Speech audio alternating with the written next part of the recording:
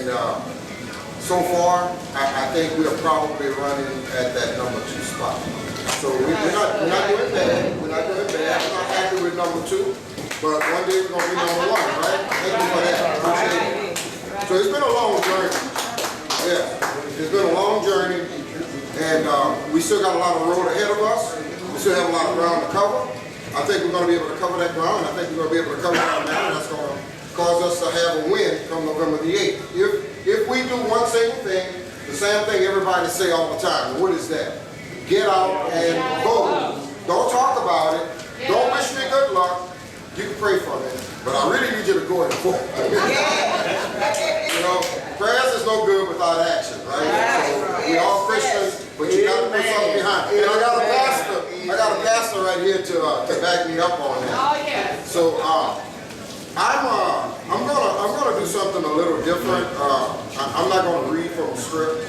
I'm gonna just shoot straight from the hip, and we're gonna talk about some issues I think that's affecting the 3rd Congressional District. One of the things that I'm going to tell you, I'm not getting involved in the presidential race. I'm not talking about them. I'm not running for president. I'm not running for vice president. I am running for Congress for the 3rd Congressional District. So we will have a question session. Once I complete what I have to do here, I'll little short talk. So please bear in mind what I'm running for and where we are, which is in the 3rd Congressional District. So we want everything focused primarily dealing with how we can improve our lives here in the 3rd. I'm not going to get into the foreign affairs type stuff. I think the last time I did this, it didn't go quite like I wanted. We went too far. We went into ISIL and ISIS, however you want to pronounce it, Syria, and all those other things. And that is a topic of conversation. But it is a topic of conversation. It's not something that's going to have a direct effect on your life and my life when we wake up tomorrow morning. So I want to concentrate on that. Okay, so let me tell you a little bit about myself. Some of you know me. I know Rev know me. And the guys from Generate, they all know me.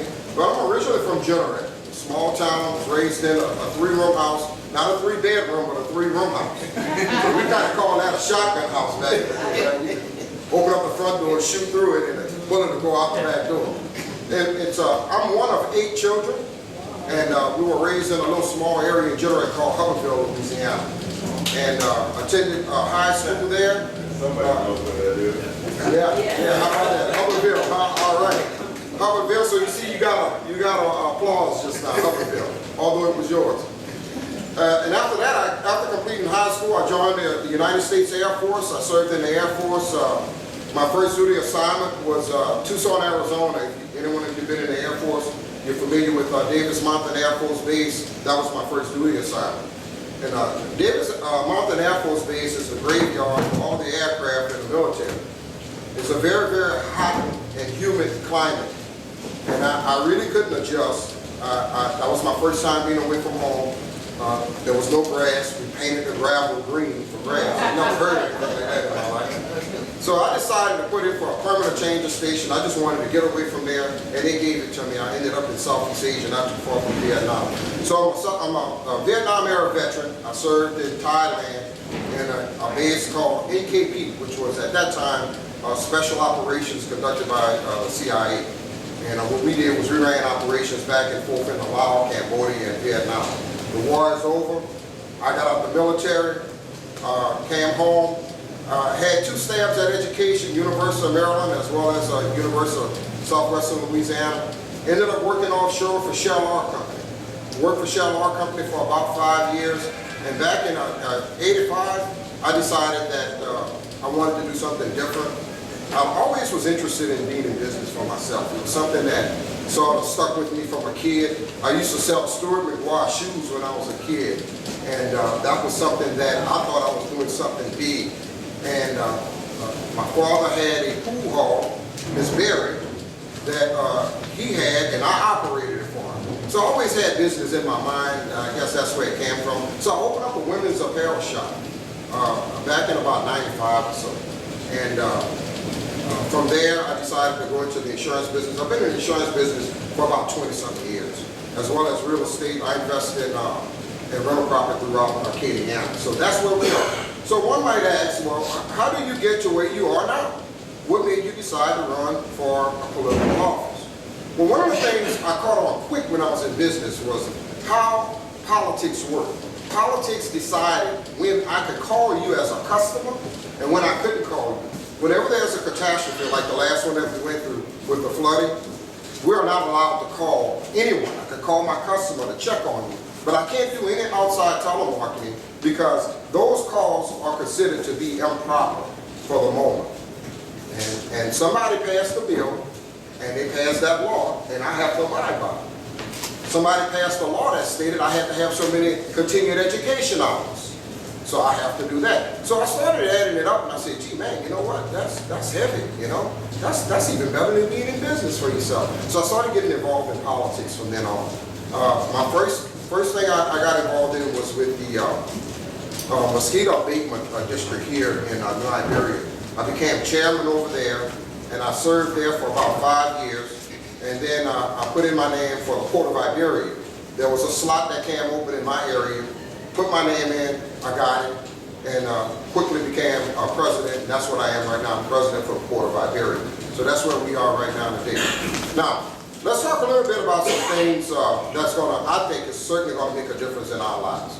One of the things I started off with the Port of Iberia. Port of Iberia is an economic drive, it's an economic engine for this area, not only for Iberia Parish, but throughout Acadiana. The Port of Iberia can pass a tax that no other entity can do, and it does not have to go before you as a voter for that tax to be put on you. Port of Iberia can do it. We've never done it, they've never done it, and I don't think they will. But that's how important it is to Acadiana. There's over $1 billion that change hands through that port. It's a lot of money for this small community. But right now, with the oil industry being down, we're not doing so great. Our primary focus is offshore. And as more and more your structures become heavier and heavier, and they start moving in deeper and deeper water, we don't have the water, the depth, to float those heavy objects. So that's why the AgMac, Acadiana Gulf of Mexico Access Channel, that's why it's so vital for our community in Acadiana. It's vital because that's where all the work is moving. It's moving in deeper, deeper water. So if we want to stay in business, we've got to get that AgMac channel done. One of the things that I quickly noticed from going to Washington, because I'm on the port board, is that how influential Congress can be in providing access to money for those type of federal projects. Your congressman can make a huge difference in your life. Tremendous. And I quickly realized that we're probably not getting everything we should get. And I'll give you an example. Currently, President Obama has a program for solar panels, okay? But everything is so polarized in Washington. If you're not a Democrat or Republican, the Republicans are not talking to the Democrats are not talking to the Republicans, you don't get anything done. So if you're a Republican and you have a Democratic president, you're going to say, nah, I'm not doing that for him. You're not getting this, okay? Because I'm not going to make your presidency look good. So that's where we are right now in our congressional district and the way things are happening here in the 3rd Congressional District. One of the things I think that I have the ability to do is work between party lines. I really don't care if you're Republican, I really don't care if you're Democrat, I don't care if you're Green, I don't care if you're no party at all. The only thing I really focus on is what's in the best interest of our community. That's what I focus on. So I'll make a deal with you. We can sit down and we can talk. We can hold a conversation. Because that's the only way you're going to get things done. You're not going to get anything done by saying, I don't talk to this person, I don't talk to that one. That's not the way it works. Deals are made, okay? And so from here on out, I want you to understand that if we let a Democratic congressman, I promise you, you will see some changes in the 3rd Congressional District. One of the things that I would like to see done is I would like to see us diversify our economy and get involved in green energy. Green energy is clean energy. Clean energy is solar panels. Clean energy is hydrogen. Hydrogen, which is the most abundant element in the universe. That's something that we could use here. We have individuals that work offshore, I did myself, and every cycle we go through, people are laid off, and it's devastating. I was talking with a lady today, in reference to a sign that's here in Iberia to advertise on. And I was telling her about my platform and what I wanted to do with green energy here in Iberia and throughout the 3rd Congressional District. And she said, well, that would be good. She said, I understand what you're talking about because my husband was laid off and now I have to go back to work and my kid is in college and my kid needs to graduate. It affects all of us, regardless of black, white, green, yellow, orange, it affects all of us. So one of the things I think that we can do, especially with the programs that does not need congressional approval because it's already there. One of the things I would like to see, especially for our elderly, is that they have solar panels placed on their roof. During the summer months, when the electricity bill is so high, they'll be able to use that power and that money that they're saving to spend on food, on clothes, and hopefully stimulate the economy a little bit. So the things that I'm going to talk to you about today, I just wish you could hear some of my opponents and what they're talking about. They're not talking about stuff like this. This is stuff that's going to make a difference in your life. They're not talking about this type of stuff. So it's important when you pull that lever, don't pull it because you ate a bowl of gumbo over here and you like it, or because I'm black. Don't do it because of that. Do it because you know in your heart I'm in your best interest. And when I get there, I'm going to do the right thing. And if I don't, it's 2 years. Kick me out. Kick me out. Put somebody in there that's going to do for you. That's important. You have power. You have power in that food. It's not worth it's not worth what a barbecue sandwich and a beer. It's not worth that. The power that you have, you can make people do what you want if you come together collectively, like we are right now. Okay? And that's why I am running for Congress, because I know that already. I know I can bring them to the bargaining table. I know. I figured it out. And it's working. It's working. Because they know. They got to be very, very careful in how they handle it. Because I got all these folks that ain't going to be happy if you mishandle me. Okay? So, and they know that already. So you have to be very careful in how we, and who, and how we decide that we're going to support a specific individual and who we're going to support. One of the things that I want to fight for, which is the law already, but I have a strong conviction about, is equal work for equal pay. Now that's a no-brainer to me. A woman should get paid the same amount as a man, no matter her sexual orientation. She should get paid the same amount. There should be no difference. If she's doing a job, and if she's getting $12 an hour and a male is getting $20 an hour, that is a crime. That is against the law. Currently, it's not being pushed. I would like to put a little bit of meat behind that once I'm in Congress with some legislation to force individual businesses to comply with that particular law, because I think it's only fair. A lot of our women now are single in the household, and they're having to go to work, and they're breadwinners, and they deserve to live the American dream just like the male counterpart. So that's one of the things that I hope to fight for when I go to Congress. Let me tell you a little bit about myself. I'm pro-life, and I'm pro-life probably different from other people. And I'm pro-life from the womb to the tomb. That makes sense to you? Yeah. And everything in between. Yeah. And what that means to me, is from the time that child is conceived until the moment that individual hits the grave, I feel the government is responsible to some degree to give that individual a good quality of life, a healthy life. That's my thoughts. And not only that, but I also believe that to some degree that during that course of period when you need that helping hand, just like some people needed a helping hand when we had the flood. Okay, some of us don't believe government should be involved in anything, but we are government, right? We're Uncle Sam in this end. We're the government, right? So to that degree, I think we should look at how effective our government is. So one of the other things I would like to do is put together a team of people from different areas in the 3rd Congressional District, so that while I'm in Washington, I don't know what's going on in my community, because it's very easy to get lost while you're up there. It's very easy. We need to know. I need to know what your needs are. I need to be able to come back to you and tell you, hey, look, this is what we have in Washington. This is what I can present to you. Here it is. And then you decide whether or not you want it or not the opposite. I don't think it flows up. I think it flows down, like the rain. So Okay, there you go with, the other thing, I am a pro-gun.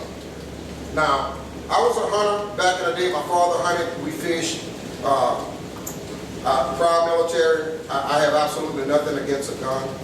I don't think guns kill people. I think people kill people. And we're going to talk about that as we move forward throughout this little talk that we're having. And how and what we can do to prevent some of the deaths that's occurring by guns. Because it is a problem.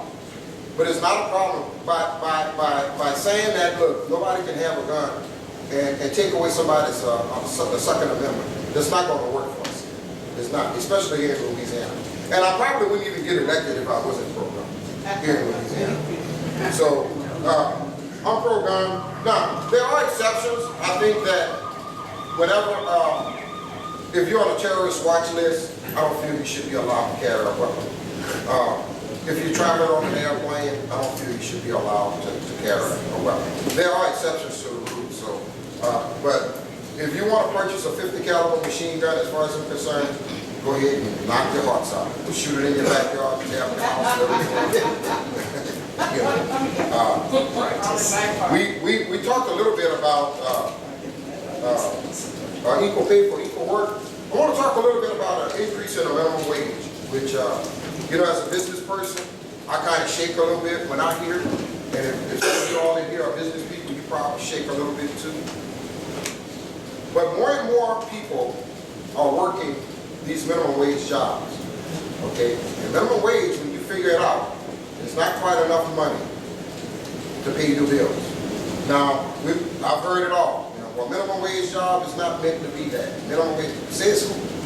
If you work at McDonald's, you only support, says who?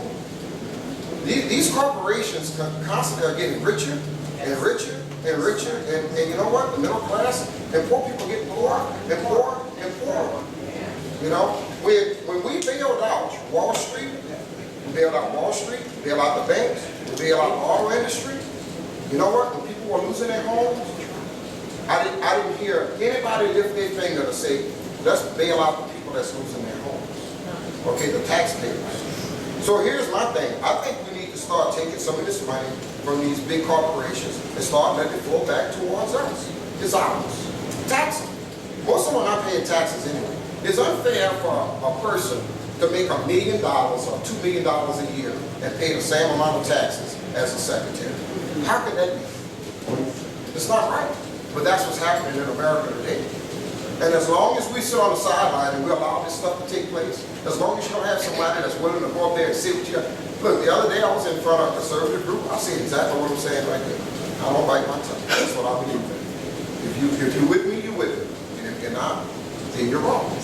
Okay? All right. Let's talk about the Affordable Health Care Act. The Affordable Health Care Act. Let's talk a little bit about it. Obamacare, better known as Obamacare. The Affordable Health Care Act, when it first came out, you know, I really was happy to have it. It's something that I know, and I knew in my heart that we needed. Because a lot of people were going to hospitals, they were being treated, and some people didn't have the money to pay for the treatment. But one of the things is, the law requires you to treat that individual, even if they don't have the money to pay for the services. So who's paying for that? Well, guess what? When you go to the doctor in the hospital, we are those that's working. So something had to be done because the system was getting open. Now check this out. The United States is the only civilized nation in the world without a national health care. We're the only ones. So it's not about politics. It's about doing what's right for people. That's the bottom line. I don't agree with everything in Obamacare. My insurance went from $200 a month to up to almost $800. I definitely don't agree with that. I think there's some things that could be done to lower the cost of health care. I don't think President Obama got everything he wanted when he originally proposed the idea. A lot of companies kind of pushed to the side, some other stuff got tagged on. So, you know, I think that's something I would like to address and find out, what can we do to save some money? You know, when Medicare and Social Security first came out, they had the same problems we have right now with Obamacare, the exact same problem. And I think if we went into a system where the government provided the insurance, I think we'd be all better off. just like we do Social Security, Medicare. I think we ought to do that off. The system is already there. And if it's going to save us some money, where we can put more money back into the economy, why not do that? That's something we need to do. You know, let's talk about infrastructure. Let's talk about highways. Louisiana got some of the worst highways in the nation. We don't have infrastructure. Well, so how are we going to get it? Everybody say the government ain't got no money. Keep taxing them. Well, one of the things we need to do, we need to bring businesses here. We need to bring businesses here to Louisiana. So how are we going to do that? Well, that's a question. I think I have a solution. Because I don't come up with questions unless I can figure it out. One of the things I think we can do is get involved in the green energy, just like I told you earlier. Those solar panels, we can start off with something simple like solar panels. Solar panels have a panel, and it's made so wide, so long. Who's making it? Who's making the solar panels? Somebody's making them. They're not just popping up on their own. These companies that's making these solar panels, let's encourage them, if we're the first, and let me tell you, there's not too many states that's interested in green energy right now. But if we can be on the forefront of this, we can get some of these companies to move in this direction. There's a company called Plug Power. You might want to write that down because a lot of people make some money off of Plug Power. Plug Power is a company that specifically deals with solar hydrogen and cells, fuel cells. And what they do, they use natural gas, they break the natural gas down, and they turn it into hydrogen. Use natural gas, not water. Use natural gas. And what Walmart has done, because everybody is moving more and more to clean energy, what Walmart has done, they have hired this company, and they are converting all of their big storage places where all the stuff comes from, right? They're converting all their facilities throughout the United States, including in Europe. They're converting them with Plug Power. Plug Power have these lift trucks. The deals that like Clark is one of them. They go in a pallet, lift it up, place it wherever it needs to be. But rather than using batteries, they're using fuel cells, ran off of hydrogen. So I'm into it. There's another company called Fuel Cell, another company called Ballard. Well, Fuel Cell, they have a product, and what they do, they can literally take our waste, the waste, your body waste that goes through the sewage plant, turn it into something usable. Hydrogen. That is our future. Toyota has produced a vehicle that operates off of hydrogen. That's important. That's big. Because it's telling you where we're going. In Louisiana, we are always last. We're always last on the list. I want us to be first in something. And I think, I got a good hunch. When I get a hunch and I get an itch, I go for it. Because it usually works out. I got a hunch that if we can get involved in green energy technology now, that will change the dynamics of Louisiana forever. A lot of our kids are leaving here, and they're leaving here not because they don't like Louisiana, because there's no work here, there's no job, there's no future. And it's left up to us as adults to provide them with a place to live that's better than what our parents left to us. So we're dropping the ball. And so what I'm asking you guys to do, when you leave from here today, spread the word. Spread the word. There's a new sheriff going to be in town. We're going to do some things different, right? We're going to do congressman here. We're going to do some things different. But I can't do it unless I have your support and the support of the community. We talk about public education, and we talked about Wall Street. You know, I'm going to pull a Bernie Sanders off on you guys. I think public education, including college, should be free. It used to be at one time. It used to be free, so okay, there we go. So how are you going to pay for it? Once again, we can do some taxing on those individuals at the top to ease the burden on those at the bottom. And it's not going to hurt them. See, when you got $100 and you give $25, you still got $75 left. But when you got a nickel and you give that nickel away, you broke. You ain't got nothing left. So, you know, when you look at it from that perspective, that's basically what's happening. That's why things keep getting more and more expensive for us, and we keep going farther and farther and farther down, and you're not able to live the American dream. You know, one of the things I think we need to do as a community, I think we need to look at Iberia Parish not as a south side, east side, a west side, and a north side, but one side. And I'm going to tell you why. We need to look at our community as a whole. It's like cancer. When one portion of your community is doing bad, you know what? Sooner or later, it's going to affect the other portion. You know, when there's no jobs in this portion of the community, there's a direct correlation between jobs and crime. Yes. If you don't have jobs in your community, you're going to have crime. That's the way it works. So that's why it's so important that we have jobs. And not only that, let me tell you, when the economy is doing good, my business is good. I was talking to the guy that owned an automotive company here, a major one here in Iberia. I said, man, how's it going? He said, Larry, it's been slow. He said, it's been slow here too. It's the oil industry that's got us. That's why things are so slow. Because all of our eggs are in one basket. You know? So listen, I just wanted to kind of come here today and sort of give you a little briefing on my platform and where I am and what I plan to do when I go to Washington. So you'll know. And hopefully we'll have more of these conversations as we go on. And certainly there are a lot of other things that's going to take place. I'm sure between now and November the 8th, I'm sure there's other things that you may want me to do that I haven't mentioned. And because of that, I want to open up the floor for questions at this time. If you have any questions, please feel free at this time to field me a couple. Let's see how we do.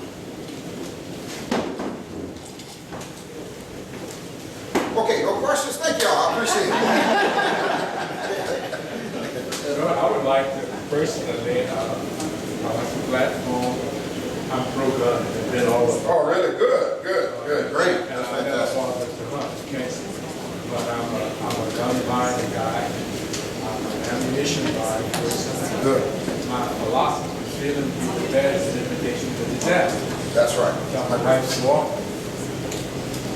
You can't go get a gun, you can't have a gun, you need it. That's right. I don't know how to explain it. I don't know how to feel about it. That's the way I feel. You gotta ask. I think you got a right to feel that. At this day and time. So I'm all for guns. And I don't think, I'm not like some people, I don't think the Second Amendment will ever be necessary. Nobody in the United States will ever tolerate it. No.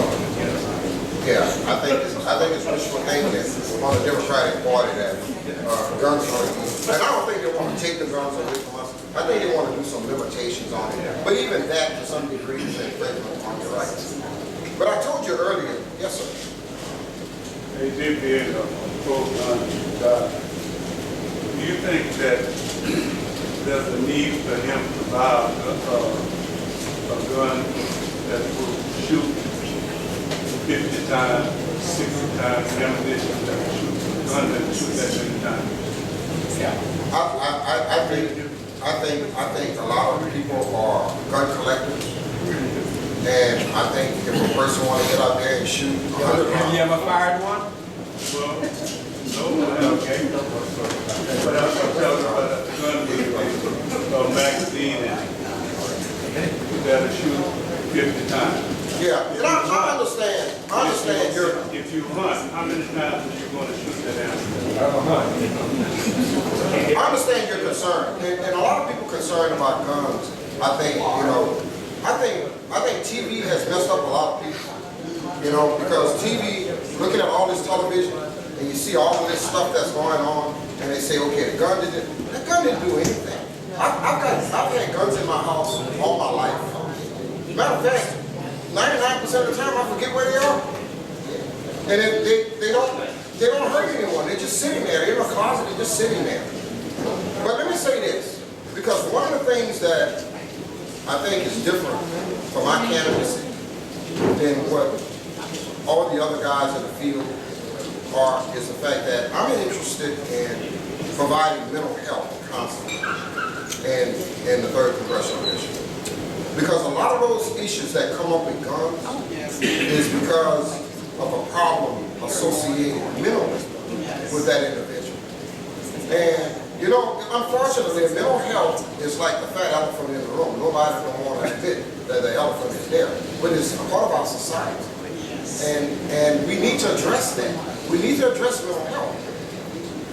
From 2nd grade on up to the 12th grade, I believe we should have a mental health counselor in our school. Not a counselor, because we have that in our schools already.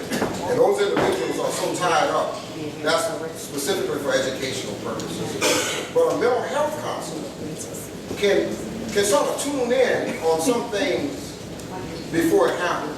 Let me give you an example. I was talking with our former district attorney. I was talking with him, and I told him before I had this thought in my head. I didn't want to just come out because you have to be careful with the public what you say. And I asked him if he thought it was something that I could work with.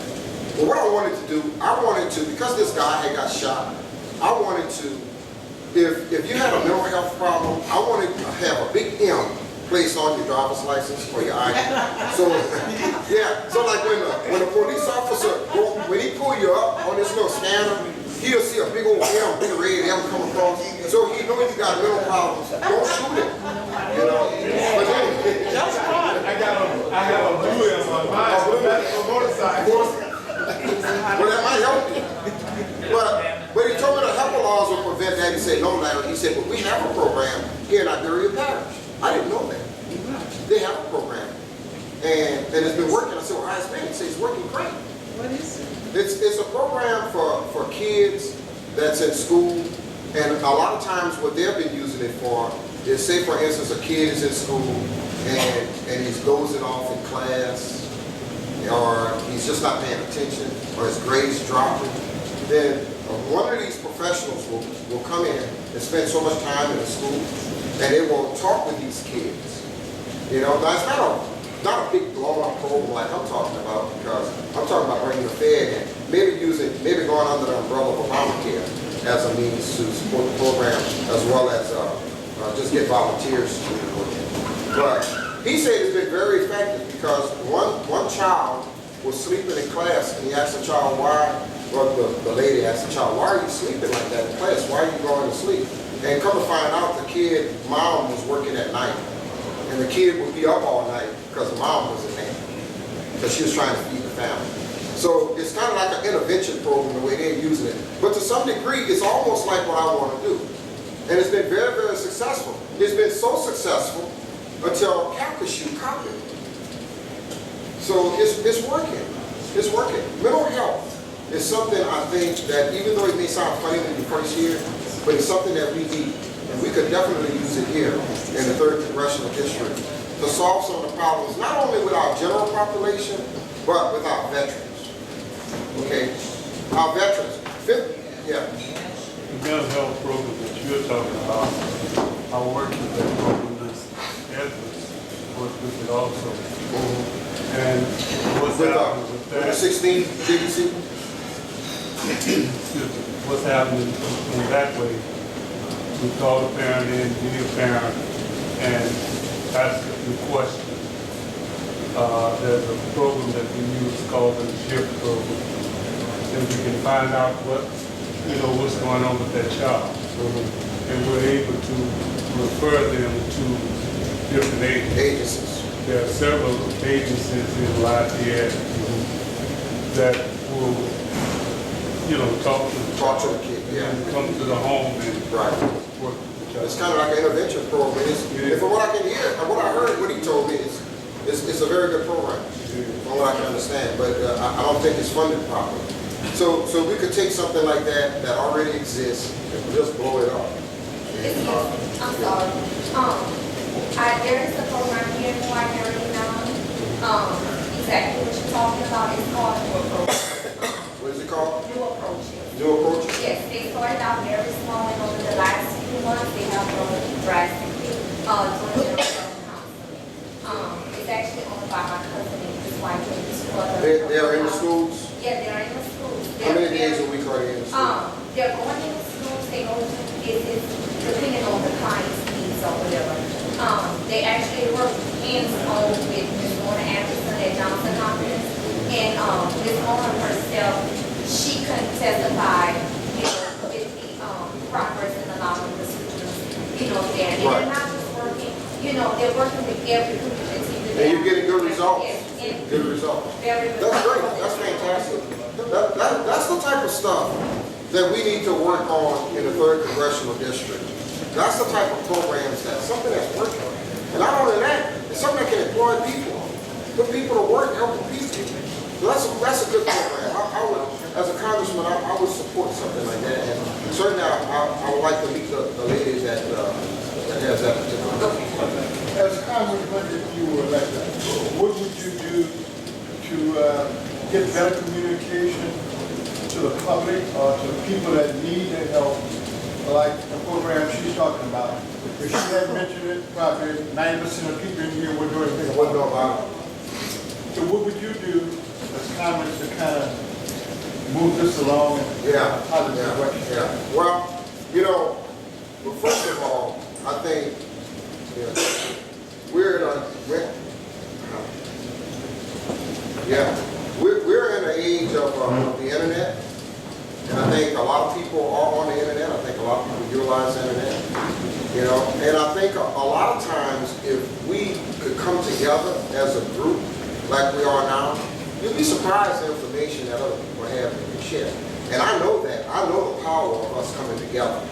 That's why I don't want to disband this once I become a congressman. I want to keep this going so we could come in and talk, find out what's going on in the community, what's happening, who's doing what, and what can I do to support that. It's not about what I want to do.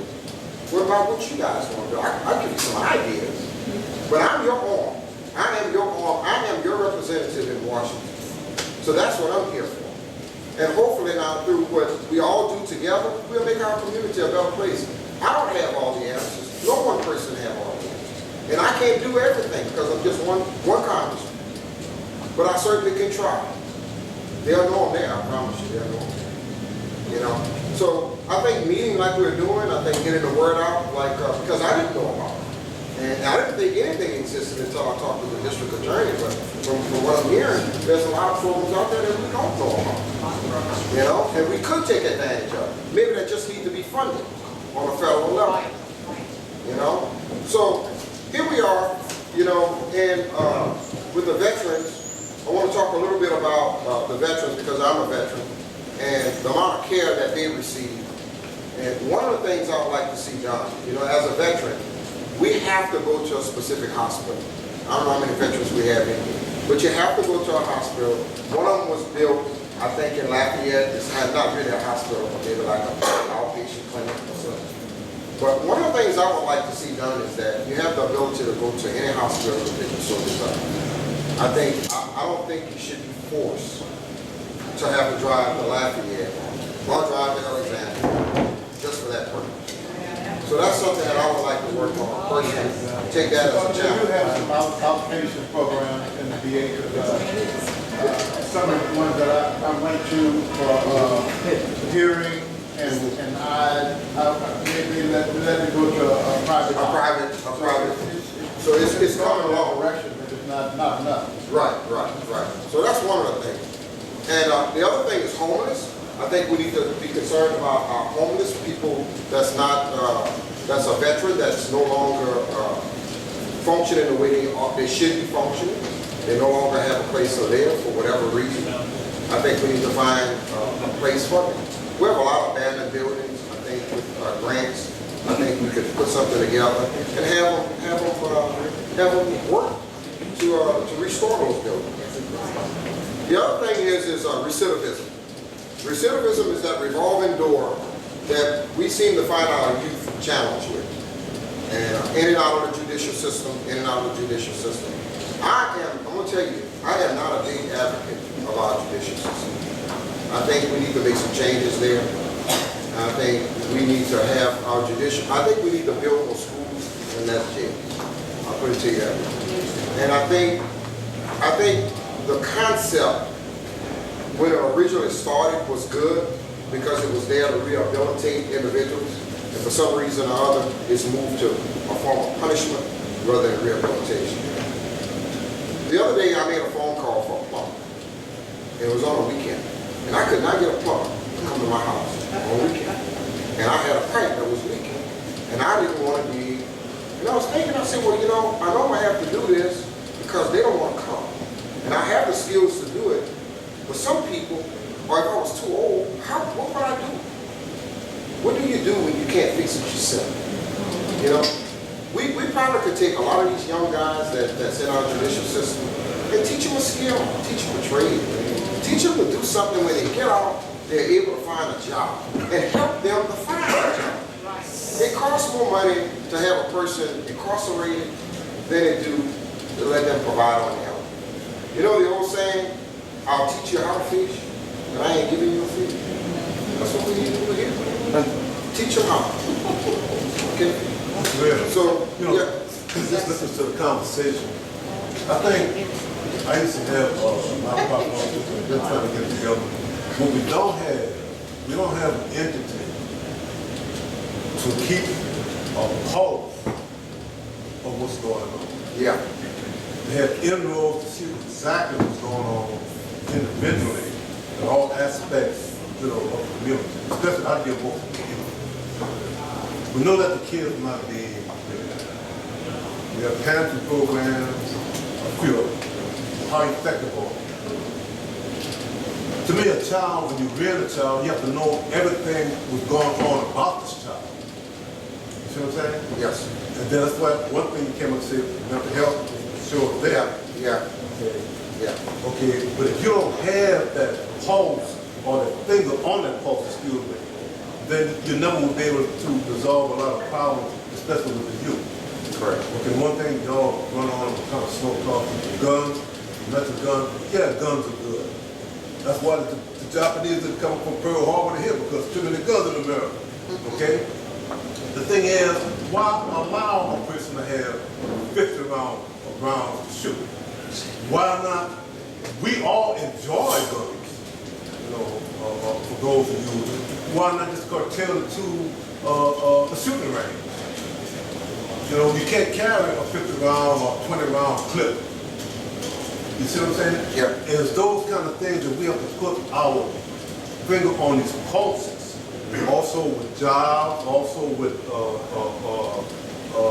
that you mentioned with job development and with businesses, create businesses. Correct. Create think tanks. Yeah. You have a lot of people have good ideas, who come up with Bible businesses. But these are the things I just want to bring up because you have to keep your pulse on this. Yeah. If you don't have an organization to do this, then you have more people and more things falling. And what you're saying is a controversial issue, and it's people are talk about it, and everybody has an opinion, and your opinion is just as valuable as anyone else, and certainly it makes sense. It makes sense. It's just, I think. A lot of times we get caught up on issues that's really not going to have a major impact on our lives. And what I mean by that, when I look at a situation personally, I look at how much of a benefit am I going to get from making this change in the way I operate my business. Am I going to get a small amount, or am I going to get what I call a greater impact? If I'm going to get a small amount, that's probably something I'll push to the side, and I'll save it until I can develop that idea a little later on. But if I can get a major impact, where I can make something work and work the way I want it to work, where I can operate and make more money in my business, that's the things that I'm going to concentrate on. And what I'm saying is that there are a lot of issues that's out there. But we need to concentrate right now on those issues, I think, that's going to have a major impact. And a lot of these national issues that we're going to see going to run over the TV, those issues are really not having an impact directly on our lives. We've had one killing here in Lafayette, with I guess it was a semi-automatic weapon, a person that was mentally challenged or whatever. He did some things, but on the whole, the skirmishes, I call them skirmishes, that we have in our community, I think, is directly related to the amount of employment that we have. And these kids, they don't have anything to do. There's nothing to do, and when you have nothing to do, I know what I did. I was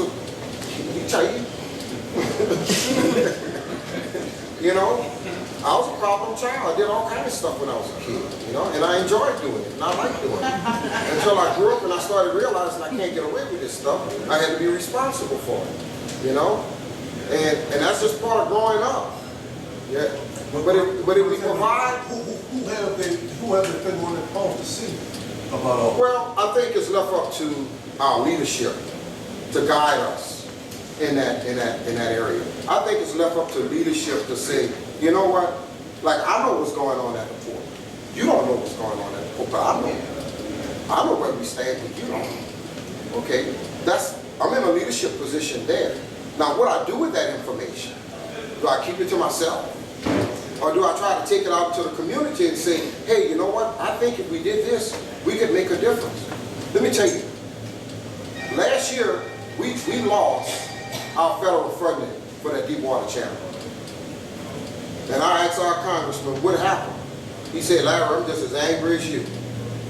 Well, how you be as angry as me? You the congressman, you're the one supposed to get this going. I can't do anything about it. Why you didn't do it? You know? I don't know what happened. What you mean you don't know what happened? You're the one that's supposed to put it in the bill. So as far as I'm concerned, it depends on who we have in leadership positions. Some people, they're going to lead, and they're leading to only benefit themselves.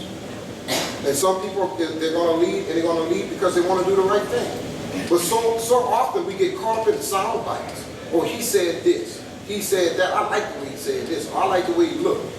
Or, well, yeah, he's a millionaire. Let's put him in there. Or he's a doctor. Let's put him in there. You know? So that's why we are where we are right now today. We've been putting the wrong people, I think, in leadership positions, and I think we need to really look at that. Somebody that really care for our community. What could the community could have done to save that cutting fund? What could the community have done? To say what? The city said we lost a lot of funding at the port. What could the community have done? Put the right person in office. Elect the right congressman. Somebody that cares. When I go up there, put pressure on them to do it. Yeah, when I go there, when I go there, I'm going there with a vision. How many knew about it? You don't really know because those people, you don't require them to come to you and explain to you what's going on. We don't require that. And when they do, those individuals, 90% of the time, they're talking about the president. The president about to leave Pennsylvania Avenue. Right? I'm not interested in him. Like I told somebody the other day, here's the thing. I'm not interested that much in Syria. I'm not interested that much in the Syria refugees. I do believe there should be a way that we should allow people access to the United States. We are a nation of immigrants. That's how we were founded. Diversity is a strength. It's not hurting us, it's a strength. But at some point in time, you have to say, let's look at the problems we have here locally. We have a lot of problems here in the third, right here. And that's one of them. That channel, this has been going on for 20-something years, and we haven't gotten that channel yet. It's almost to the point where we don't need it. 20-something years. Now, don't get me wrong, a federal project do take a while for something to happen, but it's time something happened with that. It really is. And we need to diversify ourselves. We need to have something else going for us. We need to be able to keep our kids here. You know, there was a young lady, she came in my office, and she never had a job. She struggled to pay her insurance. She just had liability. She left, she went to Houston. And I said to myself, I said, she'll be back. She didn't come back, okay? She didn't come back. She got a job at Luby's. That's a restaurant, I think. Yeah. She got a job at Luby's in Houston. She came back, she told me, I said, oh, you're back? She said, oh, yeah, but I just came to pick up some things. She said, I'm going back to Houston. I said, you going back? I said, what, you going to stay over there? She said, yeah. She said, guess what? She said, I got me a management position over there. Move up. She never came back. And so we're losing our best and our brightest. It's not that there's something wrong with us. There's something wrong with what we're doing here. We're just not offering people opportunity. We got this highway passing over here. We got this interstate passing over here. Okay. Is the infrastructure there? Are we ready for growth? What's our plans? Those are the type of things I think the congressman need to be involved in. You need to have somebody, and not only your congressman, but everybody from the council member on up to president need to be held accountable. And if you're not doing what you're supposed to do, then put somebody else in it. You know? Yes. Do you have any plans or thoughts on helping small businesses to grow and helping to promote small minority businesses? Yeah. And to the two previous questions, And what do you think about starting a small business or minority business support group in this area? Yeah, well, I don't know about a small business support group. I think we already kind of had something like that. But let me tell you something that I think would work here. Is what's called a small business incubator. If you had an incubator here in Iberia Parish, I don't know if you're familiar with it, but but if we had an incubator here in Iberia Parish, it'll allow people that are thinking about going into business for themselves an opportunity to be around individuals that can help you to develop your plan until your plan can make sure you have a sound plan. I was talking with some people in Lafayette about I-49 passing through Evangeline Thruway, and I really didn't have the product knowledge to answer the lady. She asked me, well, what are your thoughts concerning running this road through here? And I told her, I said, well, I really don't know. I haven't studied on it. She said, well, just give me an idea of what you think, you know. And so I said, well, yeah, I'll tell her what I think. I probably shouldn't have done that, but I did it anyway. When she wasn't happy with what I told her. I told her, I said, I think you just need to run the road right through Evangeline Thruway. I don't think you need to go around, and I don't think you need to go around. I think you need to just run it straight through. And I think the study, you know, studied this and you studied that. I think that's what I think. She said, well, you're going to displace all these businesses that's there. Yes, you will. And that's a lot of minority business that's there. But some of those businesses are probably struggling right now to pay bills and make ends meet. So what do you do? So I thought about what we do in insurance. When you have a claim and you have a business and you have a loss, we will pay you up for so many months or so many years until we get you back to where you were prior to your loss. Why not do the same thing? Move these individuals, put them in a place, get a survey done, get a survey done by a business that can determine whether or not your business will be good on this street corner, on that street corner, on this end of town, on that end of town. And then help them. Help them. Give them the help that they need. That's a small business. Give them the help that they need. They're putting taxes back in our system. By incubator, what do you mean? Who would be the one, or what source would be the one to actually help this business financially to move and restructure? You see, one of the things that bears a nice thing, you have a real good idea, but you have people out there who will partnership with you, it's called venture capitalists. See, that's the thing that's really needed. You need people who come up with good ideas, people who can partnership with them and finance these ideas and get them off the ground. Give an example. My son-in-law, he's real good at computers, but just found out too many people. But he came up with a program. It's like a Black Planet or a tag on his program. But what he had in it, he had the aspect he had in it, he could video communicate it. And it really was on the ground floor of it. But what he didn't have, like Facebook and like these others who big, real big companies, big dollar companies now, he didn't have the venture capitalists to support him.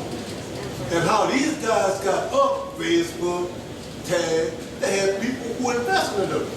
You know, all these big venture capitalists gave them millions of dollars. Hey, you got a real good idea here. You know, if we do this will happen, we can do this. And look where they are now. And that's what we don't have. We don't have, I'm just put it point blank, because I've been doing this for years. We, minorities, we sit back and we beg for things from Washington, D.C. And we beg for federal things like that. And we beg for this and we beg for that. We got multi-million-dollar people out there. You got people, every time you see somebody running on these basketball courts or football field, that's multi-millions of dollars. What we don't have is an organization or somebody step up and say, look here, why don't you still can make a lot of money? You know, you might make $100 million a year, but if you just put up $10 million for a venture capitalist to help promote other businesses, not only minority businesses and all, you might be able to jump to be a billionaire. Like, what's his name, Jay-Z? You have to excuse me if I'm get excited with that. Jay-Z, with his billionaires. And that's all it takes. It takes venture, it takes capital. Dr. Dre. Right, but that's what I'm saying. Some type of group that would support small business direct them in which way to do. Yeah, Some people okay. start businesses, they don't have a solid business plan, they don't have the credit or the financial. Your incubators, you could use the University of Southwestern Louisiana. We got 3 universities in this district, and hopefully we'll be able to take those 3 universities and pull them together. Calcasieu has a very, very good incubator there. No pun intended. However, when I started my business 14 years ago, I was in North Louisiana. What type of business do you and, have? I have a janitorial maid service. I started with the college in Shreveport, Correct. which was, and they had an incubator program, which was called the BEST, B-E-S-T BEST, where we went, it was so many weeks, we go in and get through the business plan and all that, then they showed you things like the small business, how you can borrow money from this and all that. Right. But I didn't find it as helpful in growing my business. Yeah. Especially I was a single parent, poor credit, Yeah. kids in college. Yeah. It wasn't a full approach to Not to a what person we that- need yeah. at, That's interesting. if that makes any sense. Yeah, it makes sense. So I learned how to build my business, Yeah. how to market my business on my own through other sources. Correct. And today, and I've been in business, like I said, for 14 years. Well, congratulations. One daughter, Successful. actually, 1.5 daughter, my other daughter's still in college, through college with this Yeah. business. And even running the business, my business grew so fast, I couldn't fund Right. the growth. The growth. And so I've learned some things Right. that I think could help other minority businesses. Yeah.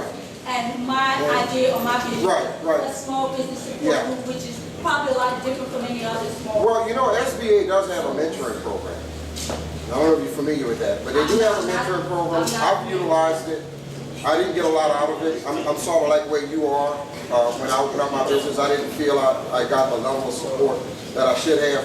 Going in business for yourself is a tough decision to make, and it's a risky decision, and you don't always make it. But it's very rewarding knowing that you're in control of who you are and what you decide to do if you decide to do it. So, okay, listen. Any other questions? Yeah.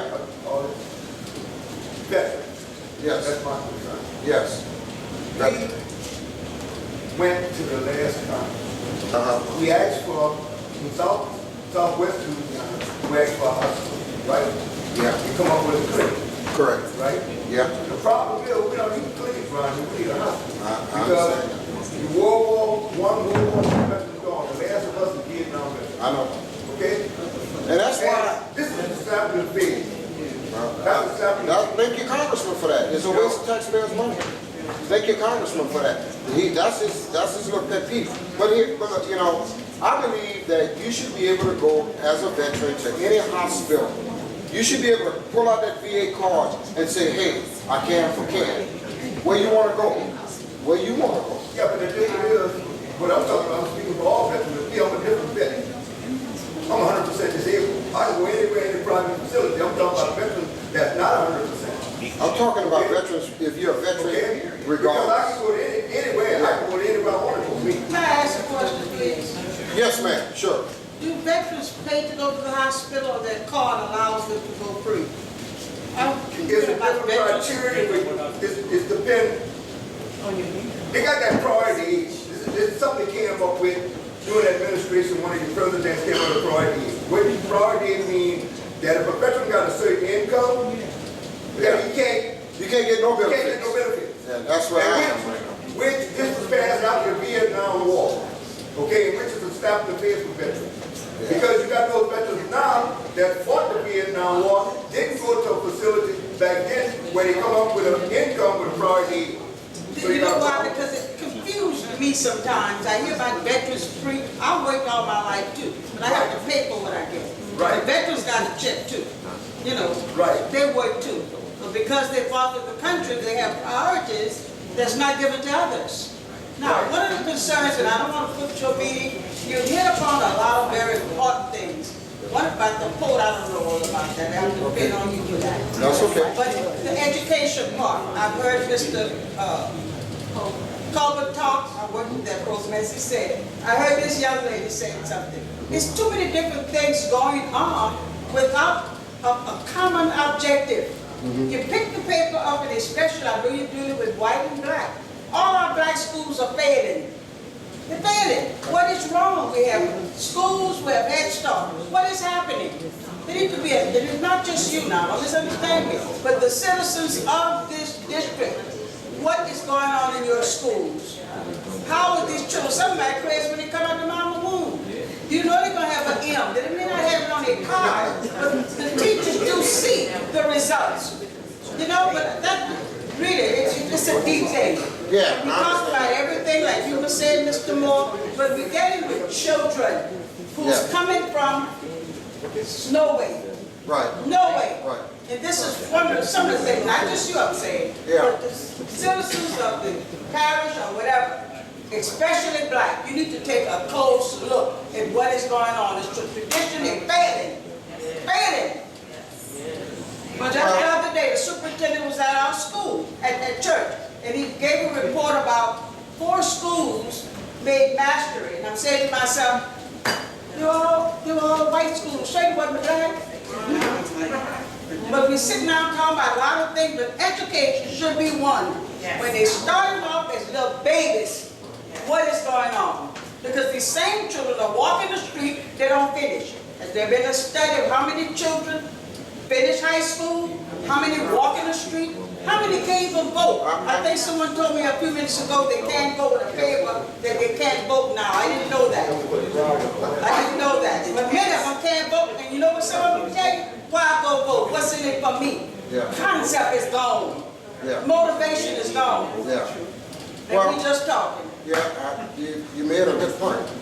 Well, first of all, But you know, can't do it all. I'm I don't, misunderstanding. yeah, and I don't have all the answers either. You can't do it But all. you did make a good point, and it's something that we do need to look at.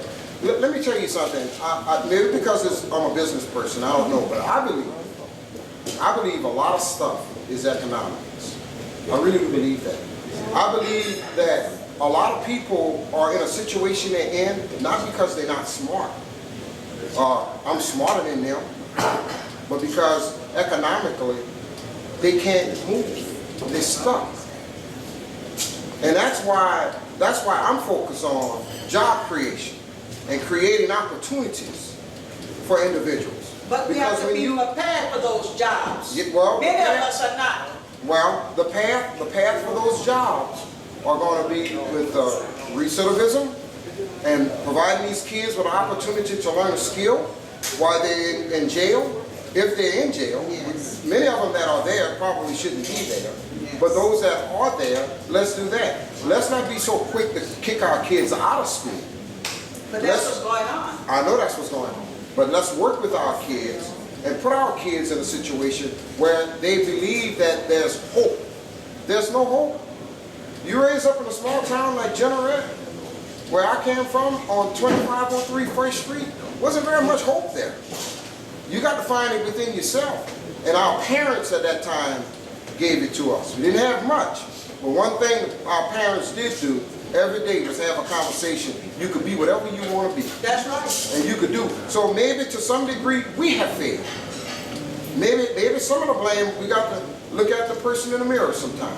And what could we do to make our kids have, because we all want to do that. We all trying to You accomplish have a that. hard job. I support you. I hope the best for you. Well, thank you have so a much. lot I of appreciate problems. you. We do. But then, you know what?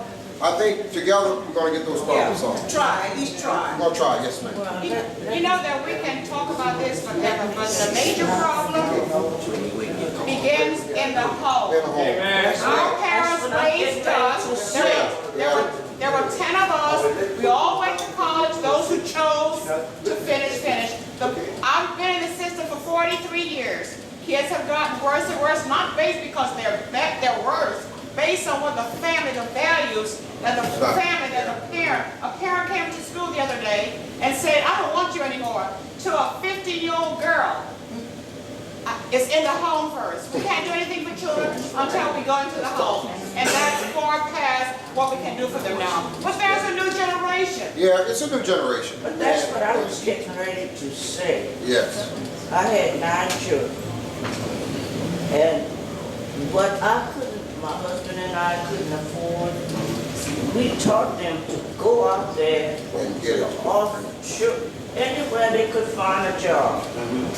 Tell that to children now.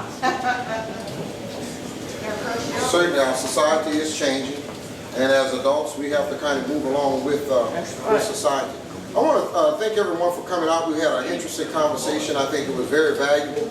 I learned a lot, and hopefully we'll have an opportunity to come together again and have these type of conversations. We need to keep it going. We need to keep it moving forward, right? We need to keep it moving forward. And that's the only way we're going to make an impact, is to engage. It's not always fun, but it's something different. You're not looking at TV, you're doing something positive.